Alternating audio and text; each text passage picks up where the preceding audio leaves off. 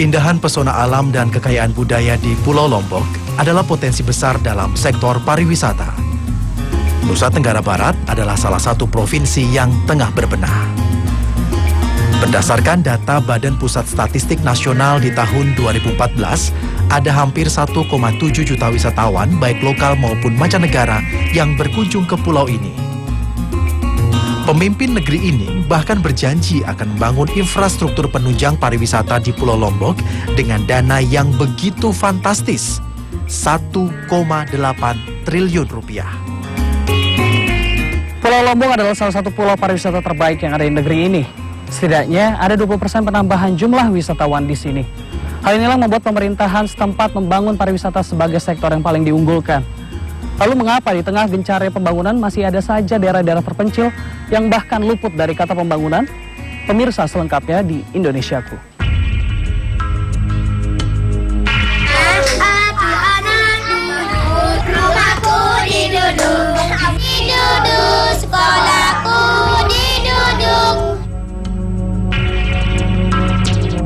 Dusun Duduk Atas, Desa Batu Layar, Kabupaten Lombok Barat adalah tujuan tim Indonesiaku kali ini.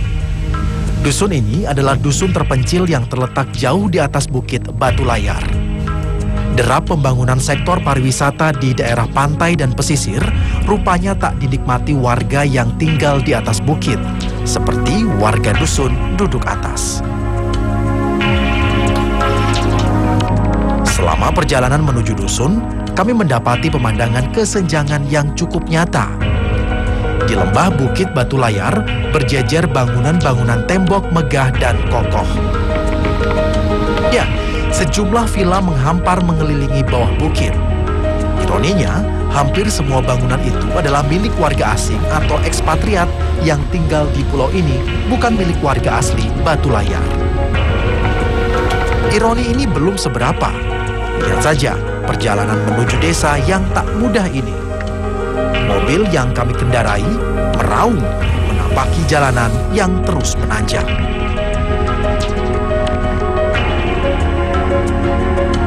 Dan inilah titik terakhir perjalanan kami menggunakan roda 4. Rencananya, sisa perjalanan selanjutnya akan kami tempuh dengan sepeda motor.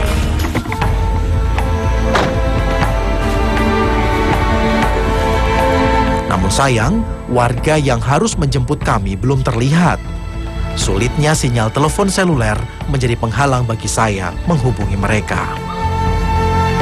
Terpaksa, saya harus menempuh perjalanan dengan berjalan kaki yang sebenarnya masih bisa dilewati motor ini. Jalanan yang menanjak tak urung menguras tenaga saya untuk melanjutkan perjalanan ke Dusun Duduk Atas. Sesekali saya beristirahat, menghimpun tenaga agar mampu melanjutkan perjalanan. Di tengah tenaga yang nyaris habis, saya beruntung ada seorang pengendara motor yang melintas. Mas, mana? Mau ke atas, Pak? Bisa? Oh, bisa. Ikut sama saya aja. Bener ya, Pak? Ya. Alhamdulillah.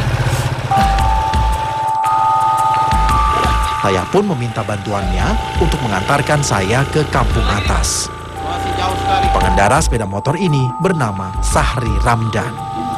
Sahri ternyata adalah kepala dusun Duduk Atas.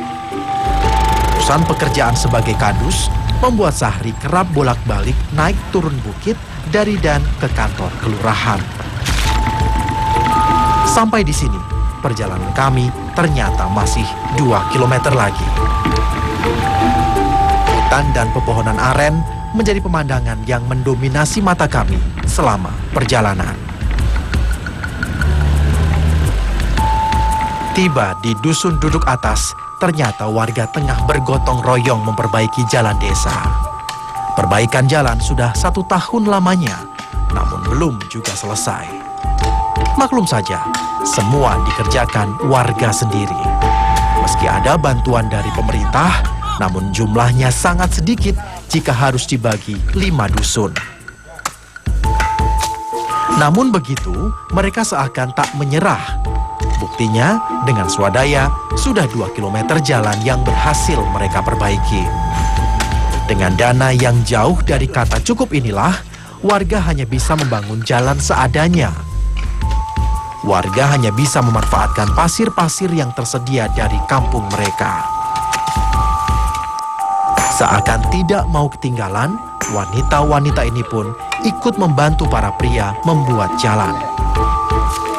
Tidak hanya menyajikan makanan dan minuman, mereka bahkan ikut mengambil pasir dan batu.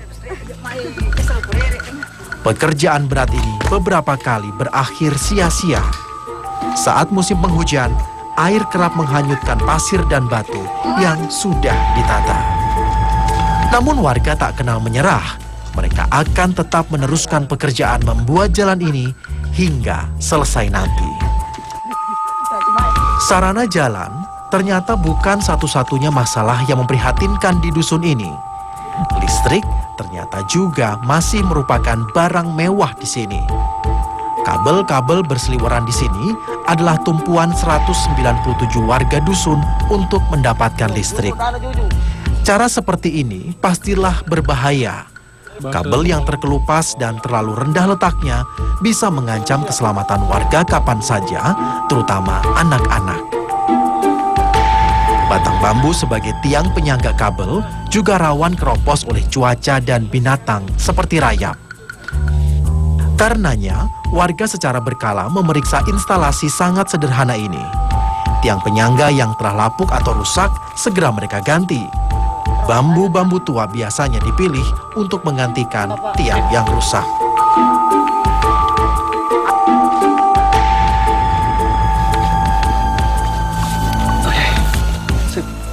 Ini kenapa harus pakai tiang kayak gini nih, Bang?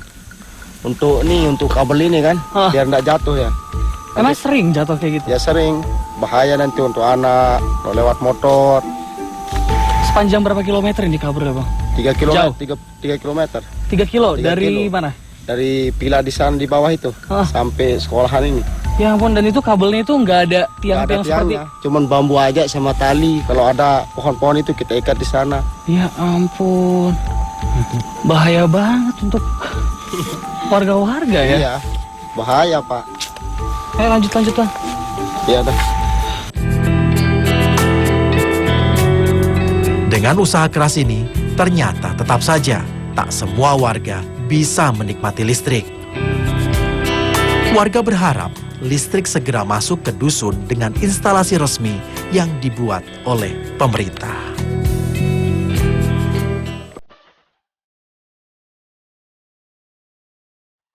Pagi mulai menyingsing. Hari ini saya akan mengikuti warga dusun menyadap nira pohon aren. Pohon aren yang banyak tumbuh di hutan dusun sudah lama menjadi penopang pendapatan mereka. Bersama Nurul, saya menuju kebun di pinggir hutan. Sebelumnya, kayu purut disiapkan dengan cara dibelah dan dipotong. Kayu purut digunakan untuk menjaga agar nira aren tidak cepat rusak. Menyadap nira aren bukanlah pekerjaan yang gampang. Tinggi pohon serta batang yang licin cukup menyulitkan bagi mereka yang tak biasa memanjat pohon aren. Belum lagi letak pohon aren yang umumnya berbatasan dengan lereng terjal dan jurang, membuat memanen nira aren menjadi semakin susah. Nurul kadang harus bergumul dengan semut yang bersarang pada batang dan pelepah pohon aren. Beberapa kali nyawa terancam karena nyaris jatuh dari pohon aren.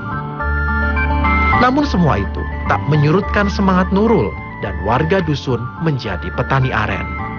Bagi mereka, segala resiko harus mereka jalani demi mendapatkan tambahan penghasilan untuk keluarga.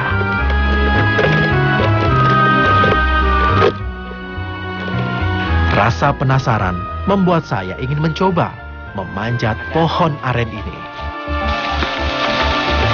Awas, nanti sobek. Ini susah. Dan ternyata, tak semudah yang saya kira. Serabut batang pohon aren yang licin membuat saya beberapa kali terbelit.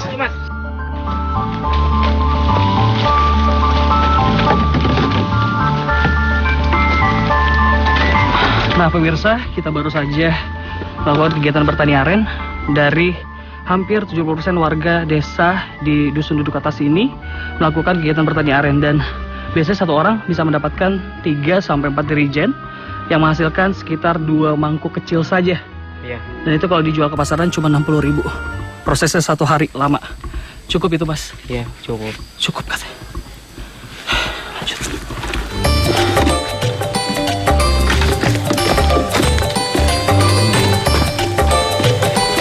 Di dapur rumah sederhana inilah air nira aren akan dibuat menjadi gula. Hasil sadapan hari ini memang tidak cukup banyak. Nurul hanya bisa mengumpulkan 2 liter air nira. 2 liter nira ini hanya akan menghasilkan 3 mangkok gula aren. 1 mangkok gula aren bisa laku Rp15.000 di pasar. Nasib Nurul memang tak semanis gula yang ia buat. Namun Nurul tetap bersyukur meski hasil gula aren hari ini tak seberapa.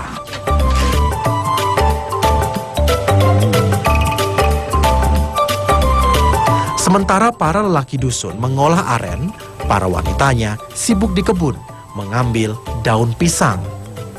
Keseharian warga Lombok memang tak bisa lepas dari daun pisang. Selain untuk membungkus berbagai makanan khas Lombok, daun pisang juga digunakan untuk berbagai keperluan upacara adat.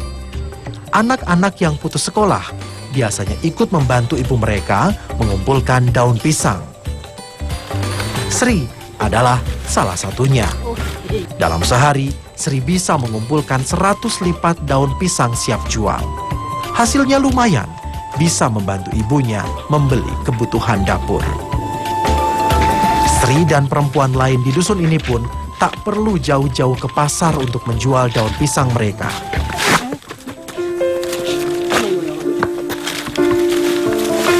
Pelan-pelan, Mbak. Pelan-pelan. Bisa? Masih bisa? Benar? Ya Allah. Bisa? Iya. Oke. Aduh. Lanjut. Bisa kaki nggak apa-apa? Iya, nggak apa-apa. Sip.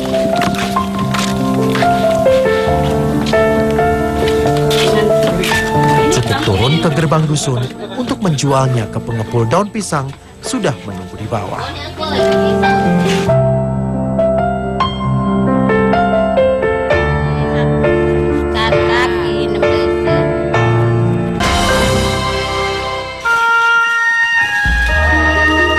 Pagi hari adalah hari yang sibuk bagi anak-anak di dusun Duduk Atas. Senyum khas anak-anak tersungging di bibir mereka manakala berpapasan dengan warga baru seperti saya. Sebagian besar, anak-anak ini bermukim jauh dari lokasi SD Negeri 3 Batu Layar Barat. Perjalanan 1 jam menyusuri redupnya pagi sampai sekolah dengan berjalan kaki bagi mereka sudah biasa. Sedikit pun tak mengurangi keceriaan dan semangat mereka menuntut ilmu. Pemirsa, jarak dari rumah mereka hingga ke sekolah itu sekitar 3 km. Dan biasanya keadaan ini cukup parah karena memang tingkat kemiringan tanah yang cukup terjal. Ditambah lagi dengan keadaan medan seperti belakang sini itu sungai. Dimana jika pada musim hujan, sungai akan terus mengalir, membuat mereka cukup sulit untuk melanjutkan perjalanan ke sekolah.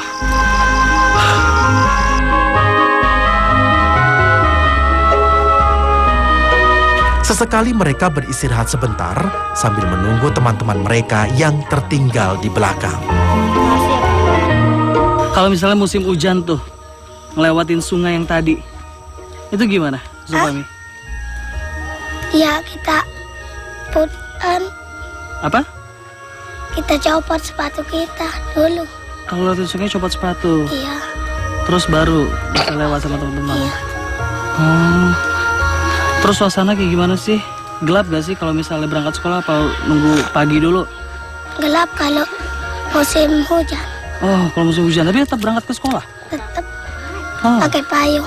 pakai payung, Iya, lepas sepatu, terus sampai sekolah biasanya udah basah dong. iya. Walaupun pakai payung, tapi kan kakinya becek-becek itu seperti apa? Lumpur, ada lumpur. Itu udah biasa berarti. Iya. Sekolah ini menampung 139 murid. Keterbatasan ruang kelas menyebabkan murid kelas 1 dan kelas 2 harus bergantian belajar. Jadwal masuk sekolahnya sebenarnya seperti apa sih? Pagi seperti apakah jam 7 mereka masuk atau 8. Jam 8. Tapi karena kondisi kita di terpencil, mana lagi anak jauh berjalan kaki, gurunya juga dari jauh jalan kaki. Jadi pernah sih Pak kita coba 7.30 menit itu, tapi kayaknya kita merasa tersiksa gitu. Artinya anak gitu, jadi jam sekian itu dia harus bangun jalan kaki, itu kayaknya anak itu tidak mampu. Dan juga Pak gurunya ini yang dari bawah ini kayaknya tidak mampu, karena yang lebih pasang itu sudah jam 8. Keterbatasan sarana pendidikan menginspirasi Jumilah membuat sekolah. Namanya Sekolah Jumilah. Rumah ini memberikan kesempatan bagi seluruh warga di 6 dusun, termasuk dusun duduk atas, untuk memperbaiki kualitas pendidikan mereka. Sekolah Jumilah sudah 9 tahun berjalan. Sistem belajar sambil bermain dan dengan berbagai alat peraga berusaha mendekatkan siswa dengan konsep yang ada di kurikulum belajarnya. Anak-anak dibiarkan bebas berekspresi, tujuannya agar saat dewasa, anak-anak ini bisa lebih percaya diri menjalani masa depan. Ya, karena berbenturan dengan pertama ekonominya, karena kemarin ada kendalanya air itu kan, kalau di sini musim kekeringan itu semua anak-anak harus ditugaskan untuk ambil air. Gitu. Kadang-kadang paginya dia, kalau yang dari gunung paginya dia harus bawa untuk dibawa ke pasar hasil kebun gitu. Jadi karena harus bekerja untuk orang tua, Iya. mereka terpaksa putus sekolah. Iya. Dan biasanya Ibu membuka kesempatan luas untuk siapapun, Iya. termasuk anak yang putus sekolah Iya. tadi belajar di sini. Iya. Dengan konsep mandiri, Sekolah Jumilah sempat mendapatkan penghargaan dari Menteri Pendidikan dan Presiden di zaman pemerintahan Presiden SBY. Sebenarnya sebagai kepala desa, apa harapan Bapak terhadap pemerintah pusat, dalam hal ini Gubernur Nusa Tenggara Barat atau maupun pemerintah setempat Pak, kabupaten? Ya, harapan saya selaku kepala desa karena melihat kondisi dan keadaan dusun kami yang ada di dusun duduk atas itu, melihat sangat berharap kepada pemerintah untuk bisa memfasilitasi terutama jalan menuju ke dusun kami itu dan memberikan sarana-sarana yang dibutuhkan oleh masyarakat kami di atas. Pembangunan yang merata adalah hak warga negeri ini. Namun jika kemajuan yang dinanti tak juga datang, tak selayaknya kita berpangku tangan. Warga Batu Layar memberikan pelajaran, meski dilingkupi keterbatasan, namun mereka tak menyerah.